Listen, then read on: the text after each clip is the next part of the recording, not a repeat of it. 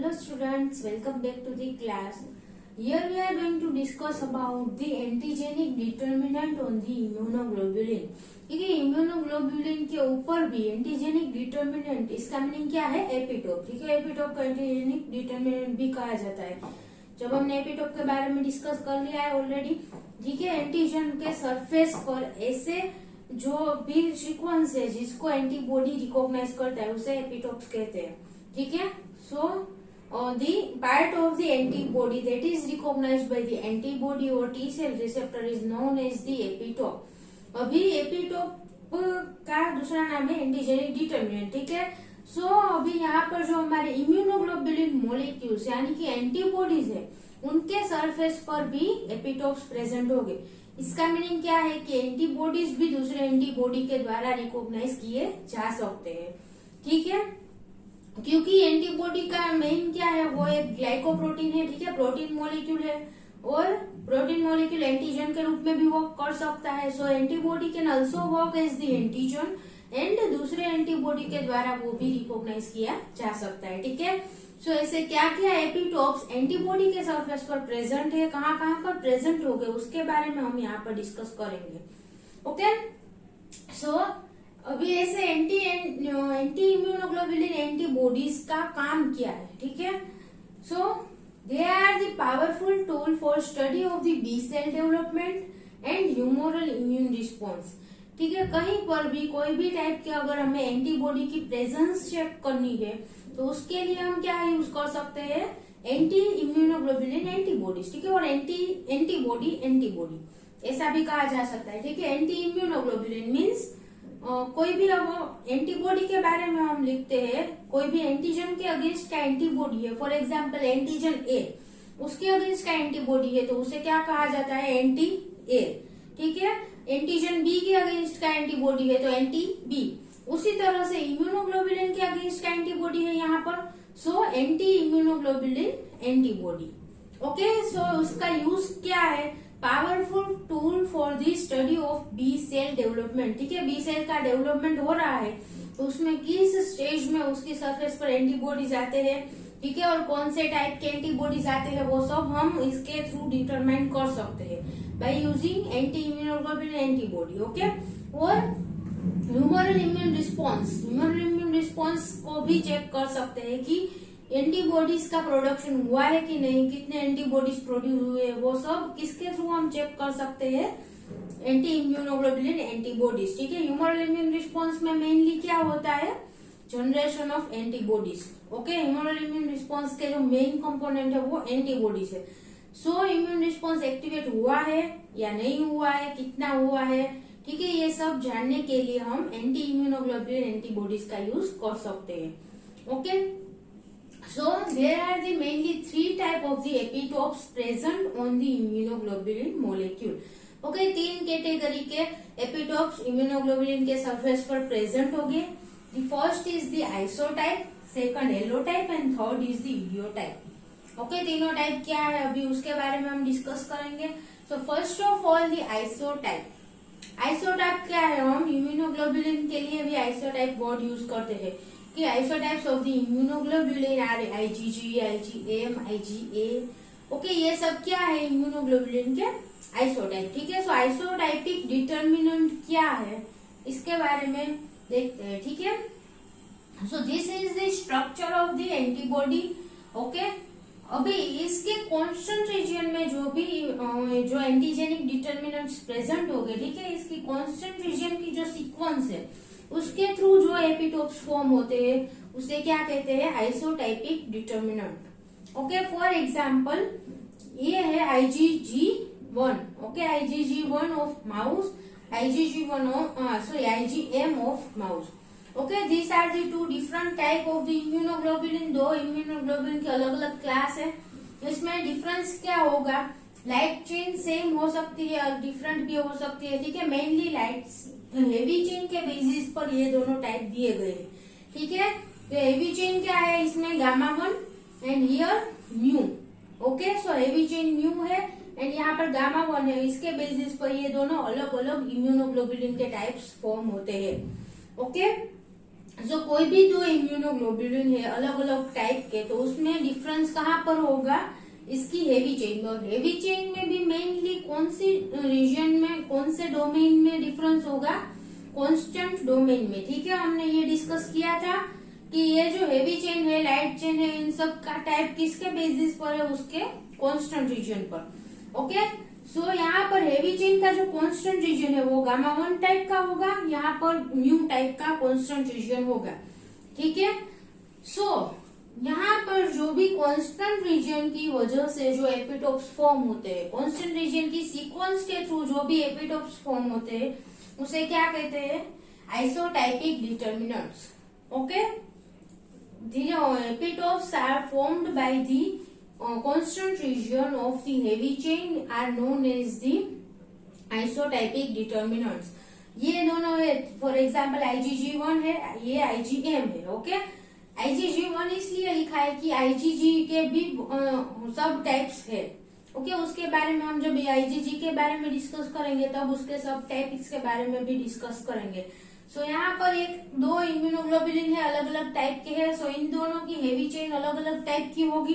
ठीक है, सो उन दोनों की हेवी चेन में अमाइनो एसिड सीक्वेंस भी अलग अलग होगी। ओके, फॉर एग्जाम्पल देखिए, यहाँ पर IgG1 में इस तरह का एपिटोप फॉर्म होता है। ठीक है, अमाइनो एसिड की सीक्वेंस के थ्रू। यहाँ पर IgGM में ऐसा एपिटोप फॉर्म होता है। सो ये दोनों अलग अलग एपिटोप्स इन दोनों ही कांस्टेंट रीजन पर प्रेजेंट होंगे। ठीक है, यहाँ पर कुछ ऐसा होगा। So we can say that कि दोनों ही जो हेवी चेन के मुख्य मेम्ब्रेन, उसका जो अमीनो एसिड की सीक्वेंस है वो डिफरेंस है, उसकी वजह से दोनों में एपिटोप्स भी अलग अलग प्रेजेंट हो गए। ठीक है, सो ये जो एपिटोप है उसे क्या कहते हैं, isotypic determinant. Okay, the constant region determinants. The antibody is used to determine the class of the antibodies produced during the immune response। अभी क्या है देखिए, ये एपिटोप है, उसके अगेंस्ट के एंटीबॉडी हम फॉर्म कर सकते हैं। ठीक है, तो अगर ये एपिटोप के अगेंस्ट का एंटीबॉडी है, ओके, यहाँ पर ये जो एपिटोप यहाँ पर है IgG1 में, उसके अगेंस्ट का एंटीबॉडी हमारे पास है, तो हम उसकी मदद से क्या जान सकते हैं कि जब भी इम्यून रिस्पॉन्स एक्टिवेट होता है तो कौन से टाइप का इम्यूनोग्लोबुलिन फॉर्म हुआ है। और अगर हमारे पास सीरम सैंपल है तो इसमें IgG1 प्रेजेंट है या नहीं, ये जानने के लिए हम इस एपिटोप के अगेंस्ट का जो एंटीबॉडी है उसको यूज कर सकते हैं, क्योंकि ये एपिटोप स्पेसिफिकली गामा चेन में ही प्रेजेंट होगा। ठीक है, यहाँ पर जो म्यू चेन है उसमें वो एपिटोप प्रेजेंट नहीं है। ओके, सो अलग अलग इम्यूनोग्लोबुलिन के टाइप्स, अलग अलग हेवी चेन के टाइप्स के थ्रू जो भी एपिटोप्स फॉर्म होते हैं उसे क्या कहते हैं, isotypic determinants. So this antibodies, antibodies कौन से, ये जो एपिटोप यहाँ पर फॉर्म हुए हैं उसके अगेंस्ट का एंटीबॉडी। ओके, उसका क्या यूज कर सकते हैं हम, antibodies used to determine the class of the antibodies produced during the immune response. First immune response के टाइम पर कौन से टाइप का एंटीबॉडी फॉर्म होता है वो चेक करने के लिए हम इस एपिटोप के अगेंस्ट एंटीबॉडीज यूज कर सकते हैं। ठीक है, सभी में यहाँ पर जो एपिटोप है उसके अगेंस्ट एंटीबॉडीज भी हम प्रोड्यूस कर सकते हैं। सो इसके अगेंस्ट एंटीबॉडी यूज करके हम IgM प्रेजेंट है या नहीं वो चेक कर सकते हैं। ओके, और to characterize the class of the membrane bound antibody present on the B cell. Okay, B cell की मेम्ब्रेन पर कौन से टाइप का एंटीबॉडी है वो अगर हमें जानना है तो भी हम यहाँ पर आइसोटाइपिक डिटर्मिनेंट्स के अगेंस्ट के जो भी एंटीबॉडीज है उसको यूज कर सकते हैं। ओके, सो समझ में आया, अलग अलग आइसोटाइपिक डिटर्मिनेंट किसे कहते हैं कि कांस्टेंट रीजन में जो भी वेरिएशन है उसकी वजह से जो एपिटोप डिफरेंस देखने को मिलता है एपिटोप में, उसे आइसोटाइपिक डिटर्मिनेंट कहते हैं। ठीक है, IgG में गामा चेन होगी तो गामा चेन की जो सीक्वेंस है उसके थ्रू जो एपिटोप फॉर्म होते हैं, और यहाँ पर IgM के म्यू चेन के थ्रू जो एपिटोप फॉर्म होते हैं उसमें डिफरेंस होगा। ठीक है, उसी प्रकार IgA की अल्फा चेन है तो उसमें भी अलग टाइप के एपिटोप्स हो गए, और अलग अलग अमीनो एसिड सीक्वेंस सभी इम्यूनोग्लोबुलिन की हेवी चेन में देखने को मिलेगी। ठीक है, सो उसके बेसिस पर जो भी एंटीबॉडीज फॉर्म होते हैं वो पर्टिकुलर टाइप के इम्यूनोग्लोबुलिन को डिटरमाइन करने के लिए यूज किए जा सकते हैं। और these all the type of the immunoglobulins are known as the isotypes। Okay, क्योंकि इसमें अलग अलग आइसोटाइपिक डिटर्मिनेंट्स प्रेजेंट है, so they are known as the isotypes. Okay, now the second type of the epitopes present on the antibodies are the allotype. Okay, और allotypic determinant, इसका meaning क्या है देखिए. एक ही अभी यहाँ पर हमने माउस के दो अलग अलग टाइप के इम्यूनोग्लोब्यूलिन लिए थे. आप ये सब एग्जाम्पल याद रखेंगे तो आपको इजीली आइसोटाइप, एलोटाइप, इडियोटाइप समझ में आ जाएगा. ठीक है, सो माउस की अलग अलग इम्यूनोग्लोब्यूलिन लिए थे हमने एक ही माउस में से. अभी माउस सेम है, ठीक है, सॉरी माउस IgG1, यहाँ पर भी माउस IgG1, दोनों में ही सेम टाइप का इम्यूनोग्लोब्यूलिन लिया है, but they are from the different strains. Okay, strain A, strain B, एक ही स्पीसीज के अलग अलग इंडिविजुअल में से, अलग अलग स्ट्रेन में से हमने इम्यूनोग्लोब्यूलिन लिए हैं. ठीक है, सो इसमें भी कुछ कुछ डिफरेंसेस देखने को मिलता है. इसका जो कांस्टेंट रीजन है उसमें कहीं कहीं पर डिफरेंस देखने को मिलेगा. This is due to the, किसकी वजह से है, मल्टीपल अलील्स. ठीक है, हमारे जीन्स में मल्टीपल अलील्स प्रेजेंट है कि एक ही जीन के लिए, एक ही प्रोटीन के सिंथेसिस के लिए भी अलग अलग टाइप के अलील्स प्रेजेंट होते हैं. ठीक है, सो जो मल्टीपल अलील्स प्रेजेंट है उसकी वजह से क्या होगा कि दो अलग इंडिविजुअल है तो उन दोनों में जो भी इम्यूनोग्लोब्यूलिन प्रेजेंट होगा उनकी सीक्वेंस में भी कुछ कुछ डिसिमिलैरिटीज देखने को मिलती है. ठीक है, उनके अमाइनो एसिड सीक्वेंस में भी कुछ कुछ वेरिएशंस देखने को मिलता है. ओके, सो इसकी वजह से जो यूनिक एपिटोप्स इनकी सरफेस पर फॉर्म होते हैं उसे क्या कहते हैं, allotypic determinants. Okay, so multiple alleles exist for the same gene. एक ही जीन के लिए अलग अलग अलील्स हमारे डीएनए में प्रेजेंट होते हैं. ठीक है, and these alleles encode for the amino acid difference is called as the allotypic determinant. Okay, so allele के में डिफरेंस की वजह से जो अमाइनो एसिड्स की सीक्वेंस में डिफरेंस आता है उसे क्या कहते हैं, और उसकी वजह से जो अलग अलग एपिटोप्स इसकी सरफेस पर फॉर्म हो गए उसे एलोटाइपिक डिटर्मिनेंट कहते हैं. Okay, and this all the allotypic determinants present on the immunoglobulin are collectively determine the allotype. Okay, immunoglobulin का एलोटाइप वो डिटरमाइन करते हैं. ओके, सो एलोटाइप किसे कहते हैं, बेसिकली कि दो सेम टाइप का इम्यूनोग्लोब्यूलिन है, सेम टाइप स्पीसीज में से लिया गया है, बट अलग अलग इंडिविजुअल. ठीक है, एक ही स्पीसीज के अलग अलग इंडिविजुअल में से अगर हम सेम टाइप का इम्यूनोग्लोब्यूलिन आइसोलेट करते हैं तो उनमें भी कुछ डिफरेंस देखने को मिलेगा. ओके, उनकी सीक्वेंस में, उसकी अमाइनो एसिड सीक्वेंस में कुछ कुछ वेरिएशंस देखने को मिलता है, उसे क्या कहते हैं, एलोटाइप. ओके, और उसकी वजह से जो एपिटोप उसकी सरफेस पर फॉर्म हो गए उसे क्या कहेंगे, allotypic determinants. Okay, now the third is the idiotype. Idiotype क्या है, अभी देखिए यहाँ पर जो वेरिएबल रीजन है उसमें जो डिफरेंस है उसकी वजह से जो फॉर्म हुआ है एपिटोप उसे क्या कहते हैं, इडियोटाइपिक डिटर्मिनेंट. ठीक है, वेरिएबल रीजन में जो भी एपिटोप्स प्रेजेंट होते हैं उसे क्या कहते हैं, इडियोटाइपिक डिटर्मिनेंट. ओके, यहाँ एग्जांपल देखिए, माउस IgG1, सेम माउस में से सेम इम्यूनोग्लोब्यूलिन आइसोलेट किया गया है. ठीक है, सेम टाइप का इम्यूनोग्लोब्यूलिन लिया है, IgG1. ओके, बट डिफरेंस कहाँ पर है, this immunoglobulin is against the antigen A and this immunoglobulin is against antigen B.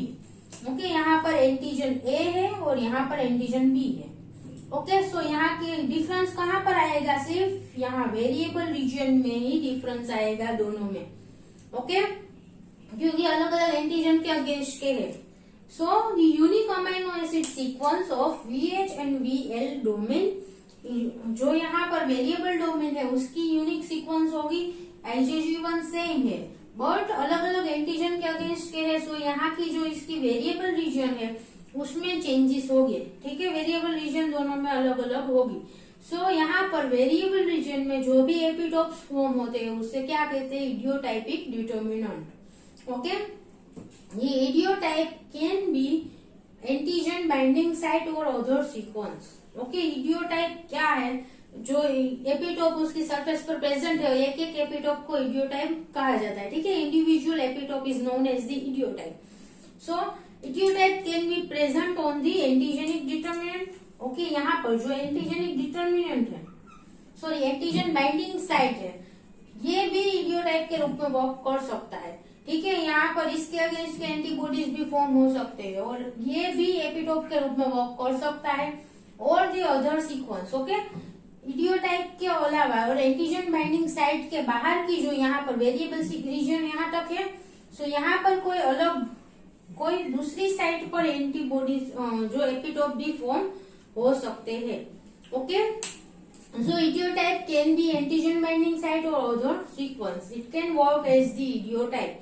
Okay, antigen binding site खुद भी एपिटोप के रूप में वर्क कर सकती है और उसके अलावा जो वेरिएबल रीजन का जो सीक्वेंस है वो भी कर सकती है। ठीक है, एपिटोप के रूप में work. Okay, so this are the 3 type of the epitopes present on the immunoglobulin molecule. एक बार रिवाइज कर लेते हैं, आप ये सिर्फ एग्जांपल्स याद रखेंगे तो भी इजीली याद रख सकते हैं। सबसे पहले आइसोटाइप, इसमें क्या है, इम्यूनोग्लोबुलिन के अलग अलग टाइप। ठीक है, सेम स्ट्रेन है, सेम इंडिविजुअल है, but the types of the immunoglobulins are different. So इसकी सरफेस पर अलग अलग एपिटोप्स प्रेजेंट होंगे। ठीक है, यहाँ पर गामा चेन है, यहाँ पर म्यू चेन है, तो दोनों की सरफेस पर अलग अलग एपिटोप प्रेजेंट होंगे। So they are known as the isotypic determinants. Okay, so isotypic determinants immunoglobulin की सरफेस पर प्रेजेंट हो सकते हैं। Then second is the allotypic determinants. क्या है, एक ही देखिए, स्ट्रेन एलोटाइपिक डिटर्मिनेंट्स मींस कि अलीलिक डिफरेंस की वजह से जो अलग अलग इंडिविजुअल में, एक ही स्ट्रेन के अलग अलग इंडिविजुअल है तो उनमें जो डिफरेंस देखने को मिलता है उसे क्या कहते हैं, allotypic determinants. Okay, so for example यहाँ पर अलग अलग माउस ही है, IgG1 ही हमने आइसोलेट किया है। ठीक है, दोनों ही माउस है, दोनों IgG1 टाइप का इम्यूनोग्लोबुलिन ही हमने आइसोलेट किया है, but here the strains are different. यहाँ पर स्ट्रेन ए है, स्ट्रेन बी, अलग अलग माउस में से लिया गया है। ओके, सो अलीलिक डिफरेंस की वजह से जो भी वेरिएशंस, अमीनो एसिड की सीक्वेंस में वेरिएशंस आते हैं उसकी वजह से जो एपिटोप फॉर्म हो गए उसे क्या कहते हैं, एलोटाइपिक डिटर्मिनेंट्स। ओके, तो second type of the epitope कौन से प्रेजेंट होगी इम्यूनोग्लोबुलिन की सरफेस पर, एलोटाइपिक डिटर्मिनेंट्स, कि उसकी इंडिविजुअल एलिलिक कैरेक्टरिस्टिक्स की वजह से यूनिक एपिटोप्स उसकी सरफेस पर प्रेजेंट होगा। Okay, then the third is the idiotypic determinant. यहाँ पर क्या याद रखना है आपको कि अलग अलग एंटीजन के अगेंस्ट के एंटीबॉडीज है। ओके, सेम माउस में से आइसोलेट किए गए हैं, सेम टाइप के इम्यूनोग्लोबुलिन है, but they are against the different type of the antigens. Okay, so इसमें वेरिएबल रीजन में डिफरेंस आएगा। सो वेरिएबल रीजन की जो अमीनो एसिड सीक्वेंस है उसकी वजह से जो एपिटोप फॉर्म होते हैं उसे इडियोटाइपिक डिटर्मिनेंट कहा जाता है। ओके, और idiotypic determinant can be antigen binding site or other site then the antigen binding site, उससे बाहर की भी कोई साइट हो सकती है वेरिएबल रीजन की। ओके, सो यहाँ पर देखिए मैंने रेड बनाया है, वो सब क्या है कि कहाँ पर वेरिएशंस देखने को मिलता है। ओके, यहाँ पर पूरी की पूरी कांस्टेंट रीजन है, उसमें जो भी यूनिक कैरेक्टरिस्टिक्स हो गए उसकी वजह से आइसोटाइप, यहाँ पर अलीलिक डिफरेंस की वजह से एपिटोप फॉर्म होते हैं। ओके, एंड हियर कि वेरिएबल रीजन में जो भी एपिटोप है वो इडियोटाइप में आएंगे। ओके, सो अगर हम इम्यूनोग्लोबुलिन मॉलिक्यूल को ले तो ये तीनों टाइप के जो एपिटोप है वो सिंगल इम्यूनोग्लोबुलिन मॉलिक्यूल के सरफेस पर प्रेजेंट हो गए। ठीक है, उसकी यूनिक हेवी चेन के जो एपिटोप है वो प्रेजेंट हो गए। देन कौन से स्ट्रेन में से आइसोलेट किया गया है उसकी यूनिक एलिलिक कैरेक्टरिस्टिक्स है, तो उसकी वजह से भी दूसरे इंडिविजुअल से जो उसमें वेरिएशन है उसकी वजह से एपिटोप फॉर्म हो गए। And third is the variable region में जो एपिटोप फॉर्म हो गए वो। ओके, ड्यू टू कौन से एंटीजन के अगेंस्ट का वेरिएबल रीजन है उसके पास, उसकी वजह से जो एपिटोप फॉर्म हो गए वो। ओके, सो तीनों टाइप के एपिटोप्स इम्यूनोग्लोबुलिन में प्रेजेंट होते हैं। Clear? So thank you students for watching this video, and if you have any doubt then please ask in the comment box. Thank you.